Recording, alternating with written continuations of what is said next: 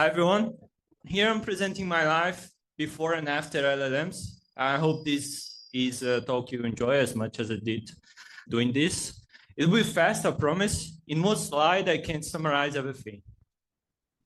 That's true, right? I think you believe me. In fact, before LLMs, I already was like this. Besides my hair, a little quick intro from me. I've been working with data since 2018. Plenty of machine deep learning models, Python, LLMs now, and AI engineering in areas like banking, e-commerce, startups, and fintechs since 2020. So yeah, fast-paced environment. And today I'm bringing to you 5 stories and use cases around LLMs. Some complex, some trivial, some very basic from all your experience with AI. So researcher, data scientist, immigrant, builder, and then the last one, family member. So 10 years ago, I had to select the best number of features in my regression model, okay? I had 5, 3, 4, 10 features in my model, and I had to select the best combination of them. So what's the answer to that? Model information criteria. AIC, BIC. I'll spare you all the boring stuff regarding it. But then I asked myself, how could I evaluate and benchmark model information criteria? Simple. I just grab different combination of features and tests to get the lowest as possible. Then imagine I had already the answer from the samples that I was drawing from a model distribution, okay? How can I simulate 3 as a real number of X features and check which criteria is best? So model criteria, theoretically, they had to select 3, right? Because it was generating my Y variable from 3 features, but that wasn't always the case. So I built a system to benchmark different model criteria, right? Through Monte Carlo simulations, bootstrapping techniques. And how would I do that in our language? Anyone knows what R is here? Okay, few people, thank you. Then this was my flow of working.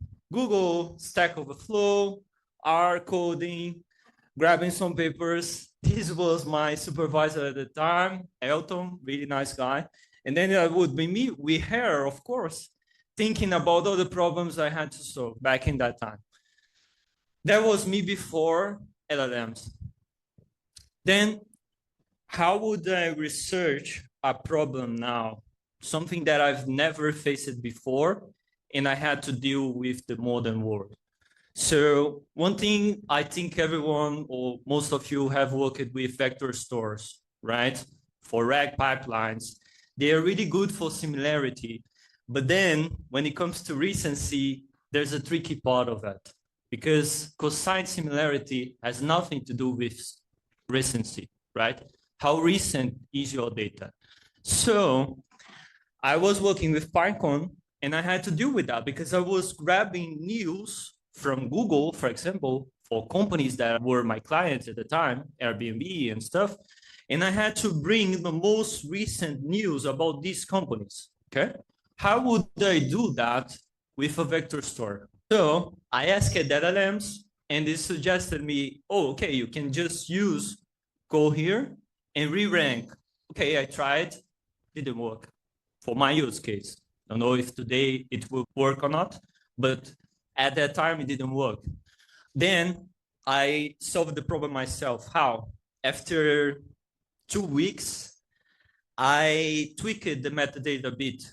You can see here, I don't know if it's too small for you, but there is this cosine similarity. Then I built a recency score on top of the metadata that I had regarding the published date and comparing it to the date of process, like when the data was processed, I would build the recency score there. And then I would weight similarity and recency together to build then a final score. So I could have not only most similar data, but also most recent data. In any tutorial, I had to boot that fully on myself. So without recency, if I would query, for example, latest Google AI model, I would have a news really similar, but from 2023. And then this second one would be the second top of the rank. But then when I did the trick that I showed you, I would have a better score in terms of recency and also similarity. So then my top one would be the real answer that I would like to know. Moving to another use case, data scientists clustering, really common problem in our field, right? So I was working for an e-commerce retailer in Brazil. We had a really huge database and we had to segment our customers regarding their purchases, regarding their data points. And you could see, for example, if I wanted to use k-means, one of the most popular techniques, there would be a problem here because I can't use non-numerical data in that. I need to transform it. Then by transforming it, I would have something really famous technique called one-hot encoding. Basically, turning one column into three more. Okay, for this data set, that's doable. But how about a data set of 20, 30, 40, 50 columns, right? How would I do that myself in an efficient way? Okay, you can PCA it afterwards, but doesn't matter. What I did after LLM era was quite interesting. I found a technique used in the internet and I applied on my new company, which was basically turning all my features into a vector embedding and then applying k-means on top of that. I don't know if any of you have used this already to cluster data. It's quite efficient. I already see some people nodding. That's good. It's quite efficient and the results were incredible. I could even deploy this on a dashboard for people, for example, from sales and marketing and product to build their own clusters on top of data points that they would like to analyze. So for example, I would like to produce clusters based on last purchases, based on the company that client works for. So it was possible also because of this technique, because if I used something like pre-LLM era, this wouldn't be okay regarding the latency, regarding the backend structure of the system. So the painful step became one core. I had to handpick encodings based on the data that I had. Now I have just one big column embedded, and then I apply my k-means over the vector that I built on top of that, regardless of the kind of columns that I had. And this has proven, at least to me, to be a very powerful technique. So this is one illustration of how would my results be with k-means and how they would be with LLMs and k-means afterwards. So then talking about my immigrant life pre-LLMs, this was funny because I don't know how many of you here are immigrants. Just raise your hand, please. Okay. Outside EU. Okay. So I don't know if you've ever hired a lawyer. It's so painful. It was so painful and still is so painful because they have plenty customers. They don't need one more boring people to talk to them about the problems, about their life. And so they promote themselves on Instagram because they already have plenty of work, which is good for them, bad for us. So usually what I did was I've gone through Instagram, emailed them, then booked a call, then spent an hour with them, and then 2 weeks to 1 month for the rounds of documents, right? You need to provide the documents, you need to send them, you need to tell them the story from a document perspective so they can act on it properly, right? How would that be post LLM? So on the last case, we went through the court. Unfortunately, I had 5 lawyers already by myself. My wife got fired. She was a teacher. And they said that she didn't provide a paper for the government. And I talked to the LLMs and said, hey, given these 10 documents, tell me if this is wrong or right. And the LLM to, no, you should hire a lawyer. There's a potential use case here. I did that. Instead of doing the previous loop that I showed you, I just grabbed everything that I could, put on LLM resume, let's put it this way, grabbed some laws already that I knew, and I told my lawyer, hey, this is the base of whatever you should build. This is the story. Please, we need that as soon as possible. Okay. He filed the lawsuit in 2 weeks, and we won the lawsuit after 1 year. Detail, the lawsuit was urgent, but everything is urgent, right? There were lots of FEMA process in the way. So my wife's process was like in a black hole until we got our response from the court, and she won the case. Builder. I was building products since 2020. I built products with Python mostly. Plotly, I don't know if you know this library. Dash, which is built by Plotly, right? So I use a Dash to build the web apps. And I built this product. I launched it myself on Product Hunt, got 75 upvotes, never monetized it. It was forgotten afterwards. It was basically a scrapper of all your followers on Instagram. I built that using crawlers, some backend structures on GCP and stuff. So I had also another product called Fortune Cat, which I never launched. So it was really, I had a learning curve that was definitely different from the learning curve that we have today in terms of building front end, in terms of building from the skills that you don't normally have, right? And as a data scientist, of course, I lack and still lack a lot of skills regarding to build system in the most efficient way possible. So thinking about my wife's case after she won, I thought to myself, hey, maybe we can bring similar logic to more people. Maybe we can bring a system to help immigrants. Because, for example, I don't know if it's always painful for people that don't know the process to grab the certain list of documents that is required from the government. Either because of the government lacks the full list, either because the lawyer, imagine I have a Chinese friend that he missed an appointment because he didn't bring his criminal record from China. And I was like, man, you were paying someone to guide you through the process and you still got it wrong? No way, dude. That's a shame.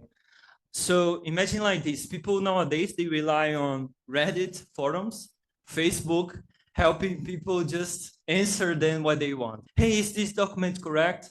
Is this enough from my application? Okay, this is not scalable. So I built one of the products that we have right now. It's called Prep Docs. Basically a product where people would submit their own data that they would submit to IMA. And then we check this data to check from a legal perspective if this is doable or not, what you're missing, and what laws applies to each specific type of metadata that you have on your submission on or on your case. The first thing that comes from people when I show this is, okay, privacy. Why would I lend my data to you? Why do you want my data? Okay, I want your data to process and throw it away because we are not training nothing with your data. We are not interested in any of your status, your personal private data. What we want is you to be instructed about your process. That's the first thing. Second thing is, once you have a full review on that, you can either say, okay, I should apply it in this way, and I have these laws that can help me if something goes wrong, or if someone says that my document is wrong. So I can show them this law. Or as a third use case, I can show this to my lawyer and get his up to speed really fast, rather than trying to go over a 1 hour conversation and try to tell him my story, because everyone is busy nowadays. So people would upload the documents, and by the end, they would get a full review on top of the documents that they send. After the review is done, all data is erased. The PDF is for you. I don't retain anything. So I have here a video of the demo. I think I can share with you. Let's see if this will work. Okay. This is Immigrate, the brand that I'm building right now. Our plan is to build AI products that can help immigrants. Okay. I'm beginning with these, but I'm also doing a product for home loans. So the objective is to give people enough clarification that they need in terms of the process that they have to go through and the documents that they are required from each step of the process.